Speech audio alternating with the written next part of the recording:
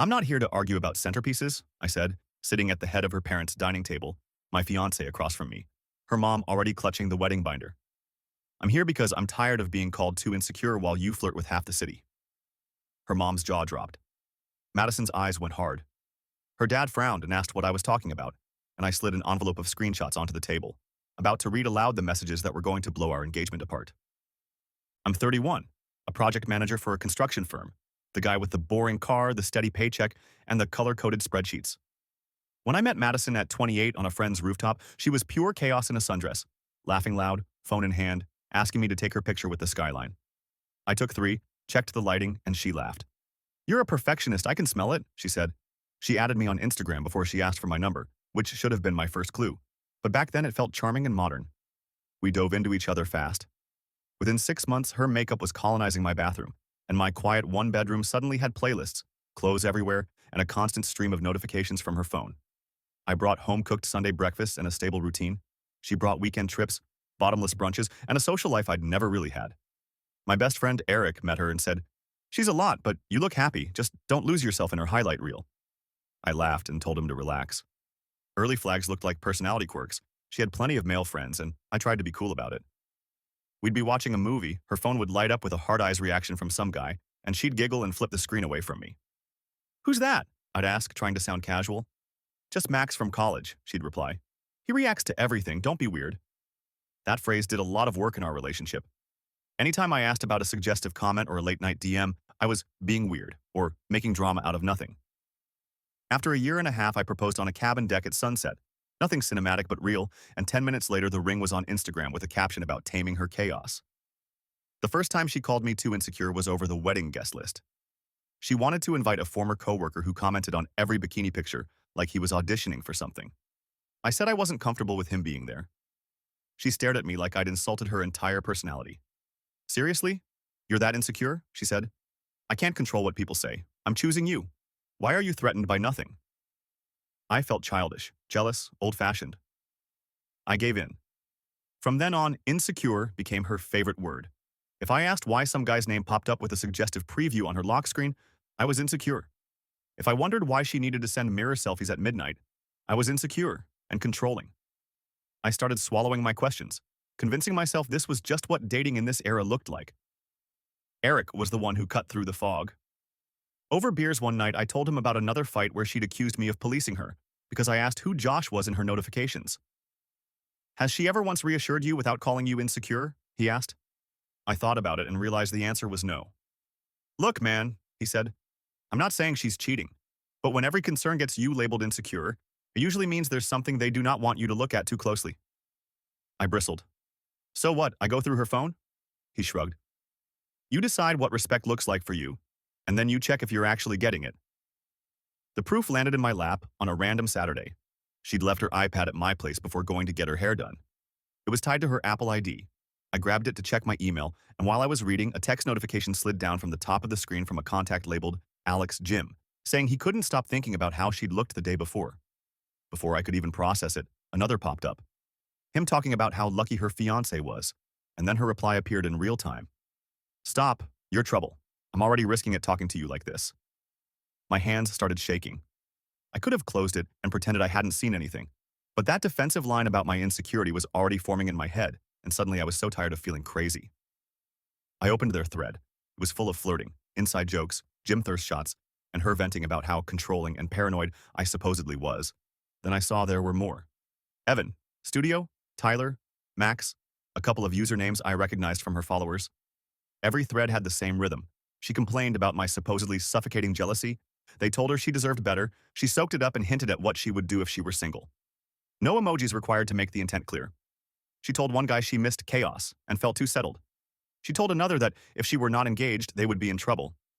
Reading her describe my boundaries as abuse to men I didn't know felt like watching our relationship from a warped funhouse mirror. I stopped thinking like a hurt fiancé and started thinking like a documentarian.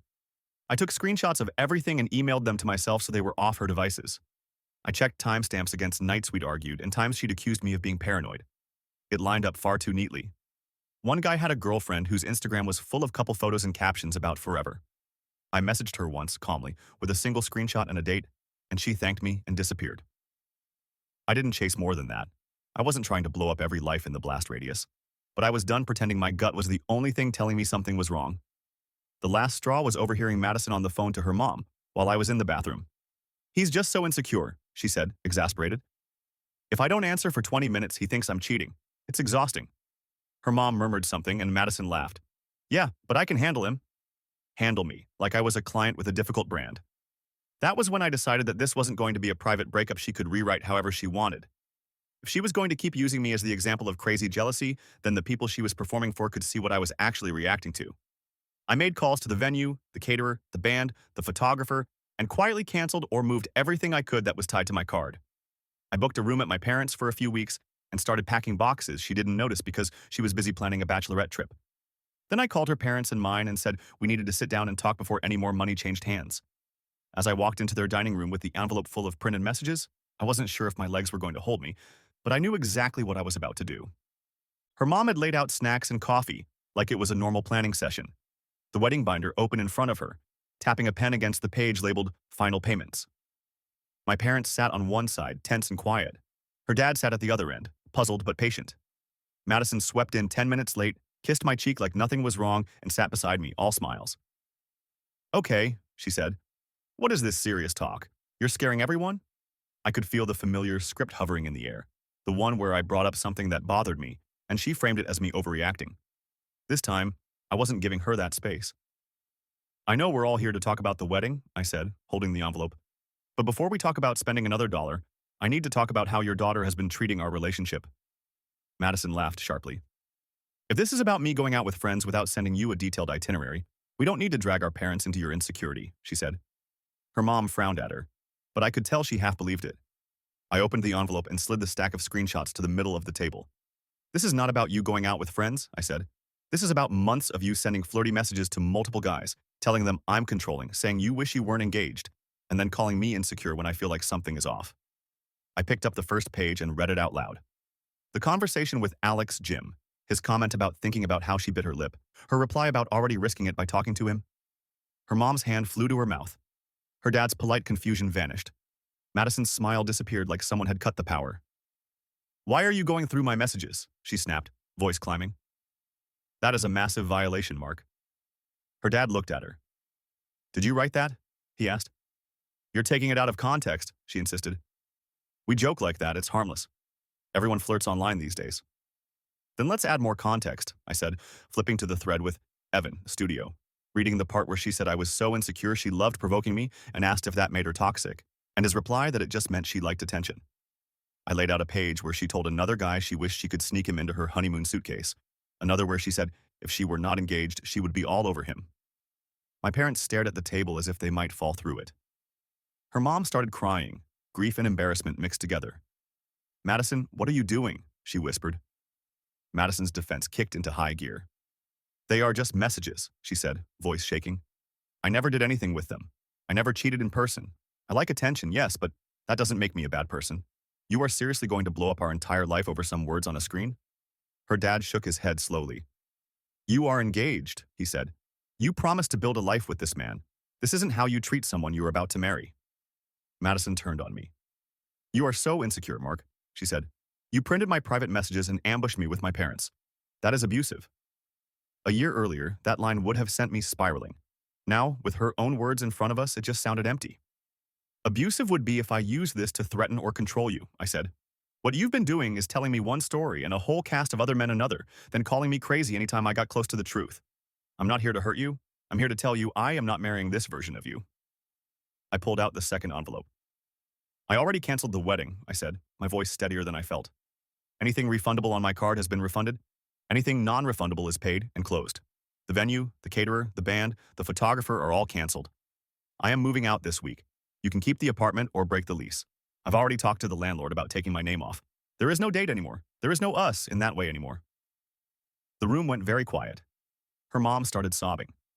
Her dad looked at me with this mixture of sadness and respect. My mom squeezed my hand under the table. My dad cleared his throat like he might say something and then didn't. Madison stared at me like she didn't recognize me. "You can't be serious," she said finally. "You are going to throw away everything we built because you can't handle that other people find me attractive?" "No," I said. I'm walking away because you need constant attention from other men and make me the villain for not pretending it doesn't exist.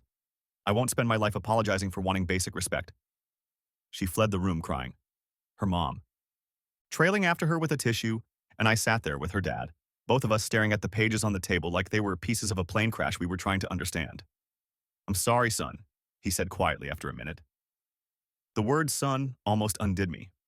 I nodded, stood up, and told my parents I was ready to go. The emotional revenge didn't come from shouting or name-calling. It came from calmly laying out the truth so that, for once, she couldn't hide behind the word insecure and rewrite history. The fallout was messy. Within hours, she was posting vague stories about betrayal and people who can't handle a strong woman, and mutual friends were texting me, confused. She says you went crazy over her having male friends, one wrote. Instead of giving a speech, I sent a single screenshot to anyone who pressed, showing her calling me controlling to some guy while describing how much she loved provoking me.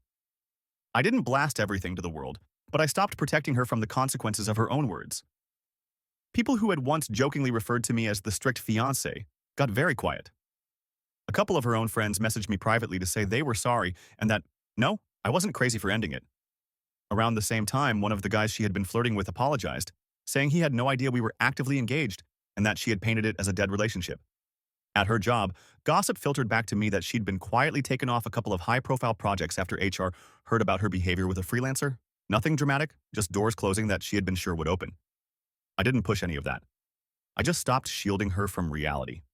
She tried reaching out with long texts about how it was only ever online, how she never meant to hurt me, how I had given up on us too easily. Each message was full of reasons why my reaction was extreme and almost entirely empty of ownership. I responded once, telling her that screenshots weren't the problem, the behavior they captured was, and that I wasn't interested in being with someone who only saw what she was doing as wrong when she got caught. Then I blocked her. The practical side of healing was brutal, but weirdly grounding. Canceling vendors, returning wedding gifts, dividing kitchenware we had registered for, moving out of the apartment we'd picked together, all forced me to accept that this wasn't some dramatic couple fight, it was the end. My parents helped me haul boxes into a spare room in their house. Eric handed me a beer that first night and said, "Congratulations on not getting married to the wrong person." And I actually laughed. Work steadied me. Without the constant background dread of what or who might be on her screen, my concentration came back. I started going for runs in the morning, partly to burn off anger, partly to remember that my life was made of more than her reactions. I went to therapy for a bit, expecting to be told I was overreactive, and instead heard, "What you describe is not insecurity, it is noticing consistent disrespect," which loosened a knot in my chest I didn't know I had been carrying. A couple of months later, she tried one last time, calling from a new number and saying she was in therapy, that she finally understood she had validation issues, that she missed me, and couldn't believe I'd given up so easily. I listened, not because I was tempted, but because I wanted to hear what changed. It sounded like the same old song with new vocabulary. When she said, "No one else has ever cared this much about a few messages, every other guy I dated was more secure," I felt something inside me settle. "Then go find one of them," I said, "because I'm not interested in lowering my standards to match your excuses." I told her I genuinely hoped she worked on herself, but I would not be part of it, and I hung up and blocked the number. Life now is smaller and quieter in a good way. I have my own place again, my own furniture arranged the way I like, my phone blissfully dull. I see friends who knew me before and through the engagement, and I can tell they see me as the guy who drew a line, not the pathetic one who got left. I'm dating with a different kind of honesty. Early on, I tell people, "I don't mind you having friends. I mind being made to feel crazy for noticing when lines are crossed." The women who get it nod and move on to other topics. The ones who scoff do me the favor of walking out before I invest anything. I'm not completely over it.